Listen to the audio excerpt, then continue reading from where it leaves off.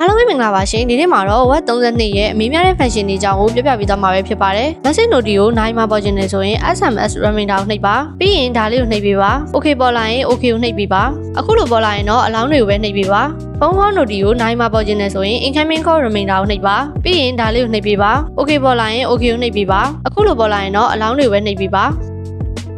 အားကစားလုပ်တဲ့သူတွေအတွက်လည်း sport function ပေါင်းများစွာပါပါတယ်time distance calorie ကိုလည်းအသေးစိတ်သုံးပြလို့ရတယ်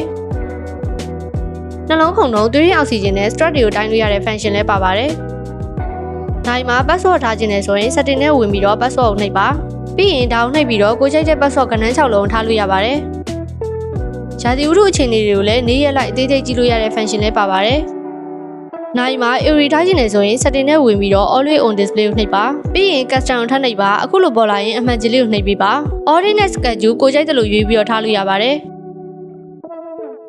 ကဲဒါဆိုရင်တော့နောက်တဲ့ဗီဒီယိုတွေမှာပြန်တွေ့ကြပါမယ် channel လေးကိုလည်း subscribe လုပ်ခဲ့ပေးအောင်နော်